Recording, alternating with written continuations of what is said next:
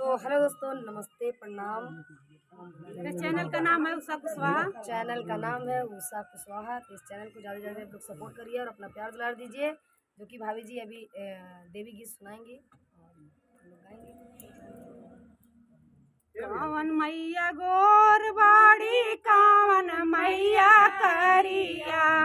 कावन मैया गोर बाड़ी, कावन मैया करिया,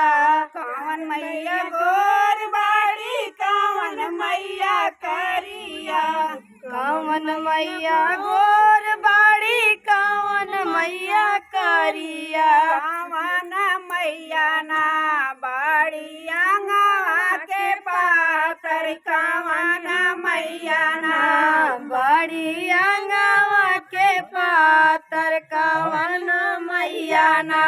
बाड़ी आंगवा के पातर, कावन मैया ना बाटी आंगवा के पातर, कावन हो मैया ना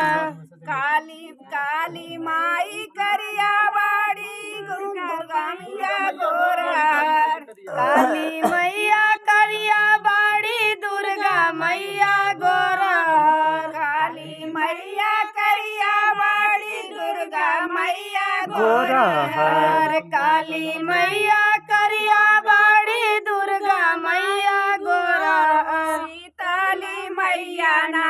बाड़ी आंगवा के पातर, सीताली मैया ना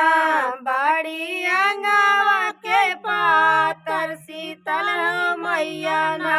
बाड़ी आंगवा के पातर, सीताली मैया ना बाड़ी आंगवा से पातर, शीतल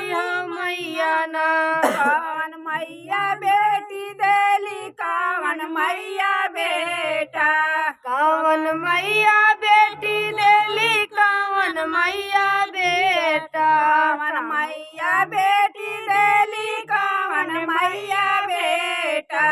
कावन मैया बेटी देली, कावन मैया बेटा, कावन मैया ना देली हमारा सुहागवा, कावन मैया ना देली हमारो सोहागवा, कावन मैया ना देली हमारा सुहागवा, कावन मैया ना देली हमारा सोहागवा, कावन हो मैया ना देली हमारा सुहागवा, कावन मैया ना देली हमारा सोहागवा, कावन हो मैया ना काली मैया बेटी देली, दुर्गा मैया बेटा, काली मैया बेटी देली, दुर्गा मैया बेटा, काली मैया बेटी देली, दुर्गा मैया बेटा, काली मैया बेटी देली, दुर्गा मैया बेटा, सीताले मैया ना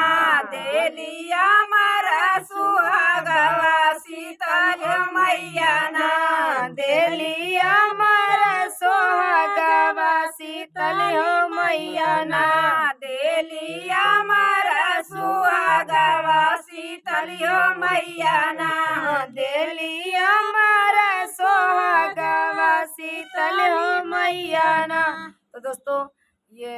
माता देवी गीत कैसा लगा आप लोग कमेंट करके प्यारा प्यारा से जरूर बताएंगे। इस चैनल को ज़्यादा से ज़्यादा सपोर्ट करिए।